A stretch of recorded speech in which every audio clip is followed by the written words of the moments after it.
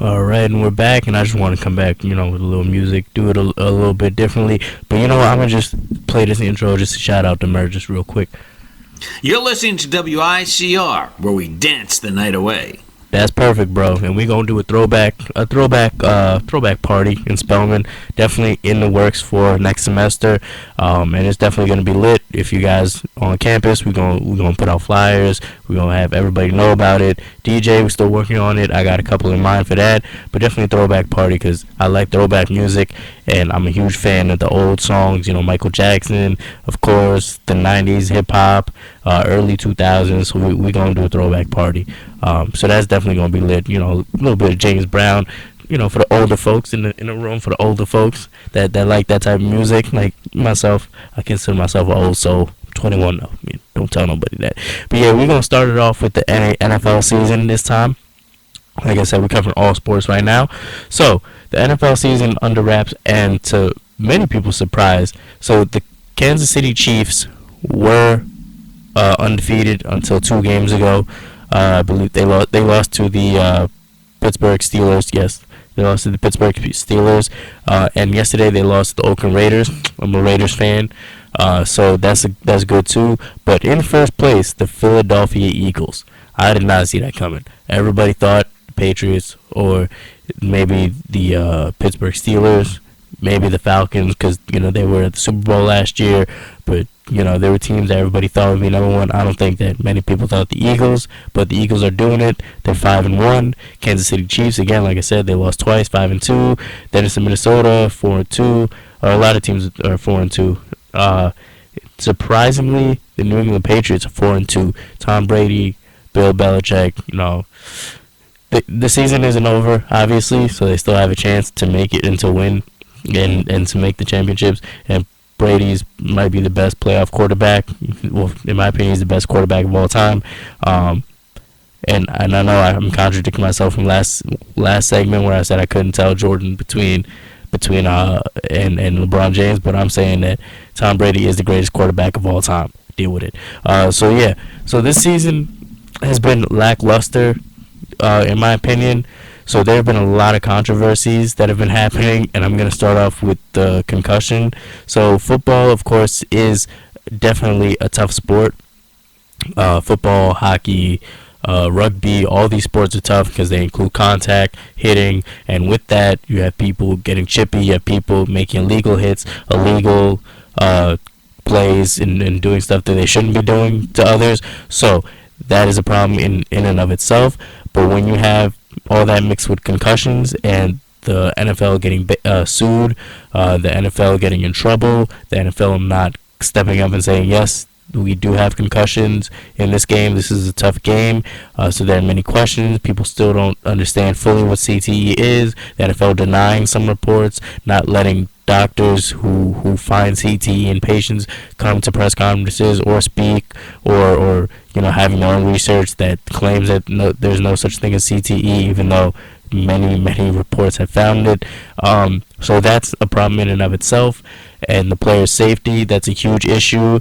My thing is, I don't know what they would do with it, though, because it is a contact sport. You can't take the contact out of football, otherwise it's going to be flag football, touch football, and people aren't going to watch touch football. We watch it because it is violent. We watch it because of the hits, and before we even knew about CTE, that's all we wanted to see. Now we're a little bit more cautious.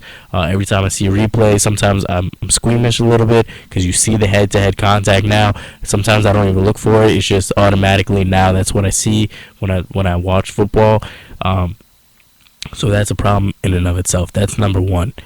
Number two is the ratings. So the ratings were down a little bit last season, and they're going down again this season. It's not just the NFL, it is ESPN as well. Sports and politics together have been an issue. They've been meshed together. Jemele Hill on ESPN, which we've mentioned here a couple times and in our podcast, that she's been suspended for her comments about Jerry Jones, the owner of the Dallas Cowboys, and her comments about Trump. She got a flack for that, or ESPN said we're not backing her statements, we don't agree, all that stuff. So there's been a mixture of politics and sports, which people are mad about, but has been there for so long. You have Joe Louis, who boxed, Max Schmeling, who was a German guy. This was before the World War II started. You have Muhammad Ali saying that he's not going to war and not being able to box for 3 years. He dodged the draft and all that stuff. He was fined and all that. You have the USA Olympic hockey team that they beat the Russian team during the height of the Cold War in 1980. Let's see what else you have. I forget their names, but the two track runners for the USA raising their fists at the Olympics.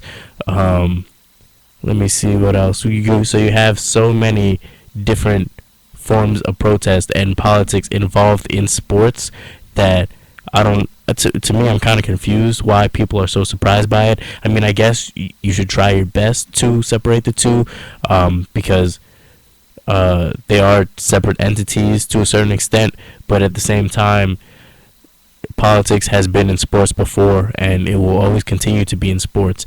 It's kind of like if the U.S. played, say, hypothetically, against North Korea in the Olympics, there's going to be definitely some, not repercussions, but there's going to be some animosity there between the two, and there's definitely going to be tension. And the U.S. is, oh, you better win. Whether if it was another country, it's not going to be as important to win that game than if it was North Korea, or the politics involved with North Korea and playing against them, as if there was with another team. So that's a thing to me that I don't understand why people are so mad about the politics in sports, and that leads to my third segment, or my third point, is Colin Kaepernick. So Colin Kaepernick, he knelt for the flag, or he knelt for the anthem first, because, see, now I'm getting misconstrued as well, I'm getting twisted as well. He knelt during the anthem first because of what was happening, or the injustices that were happening to African American people.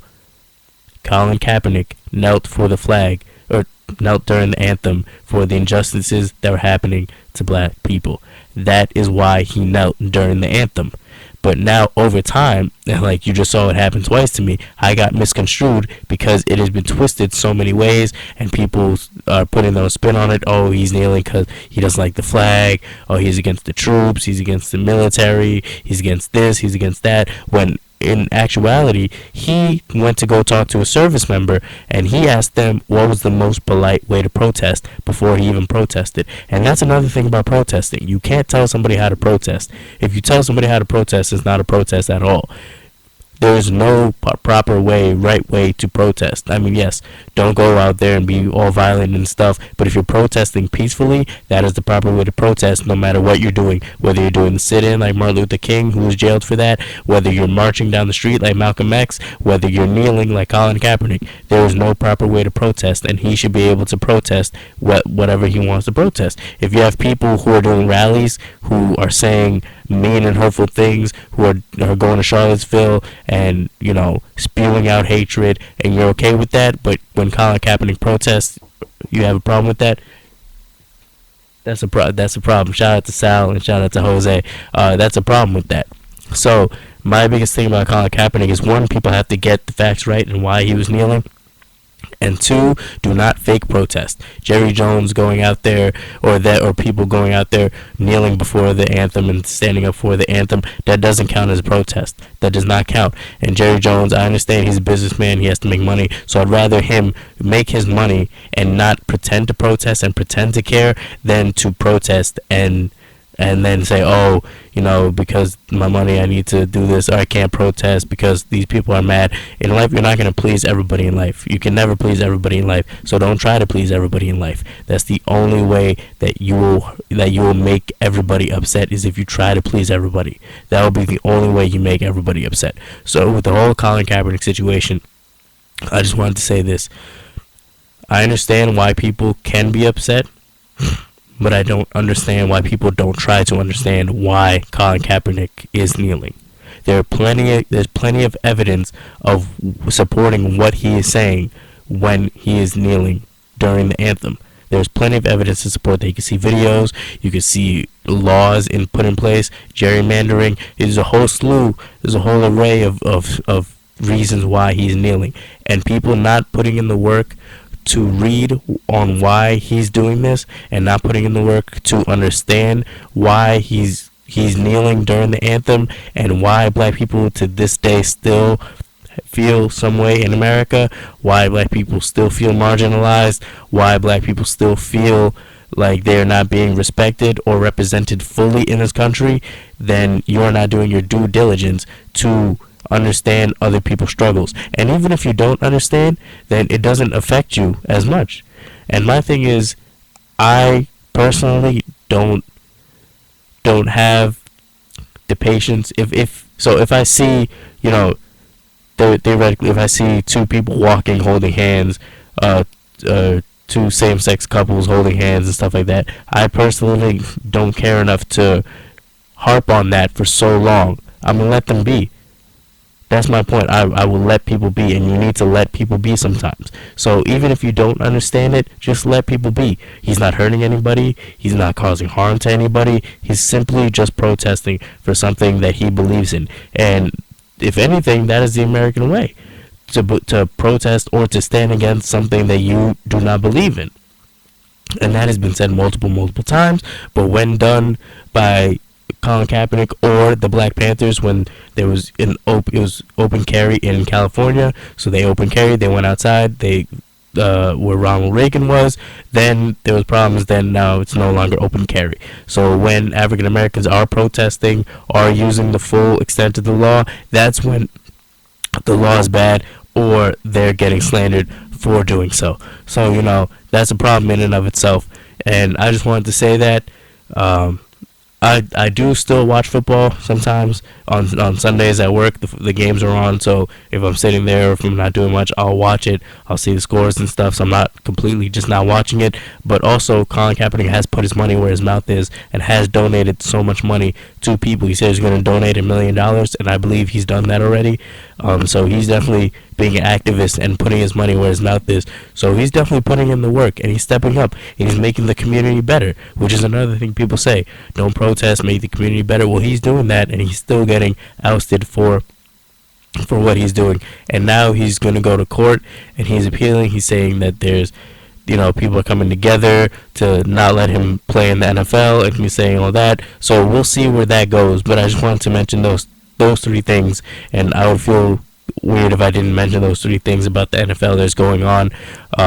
Even though, of course, the action is still going on, but there's so much going on outside of it that the action and the play of football has kind of taken a back seat a little bit, not a lot, but a little bit, to the actual game itself. So we'll see what's going to happen in the NFL in the next couple months. I have one more segment left. We're going to talk a little bit about entertainment, and I'll be right back.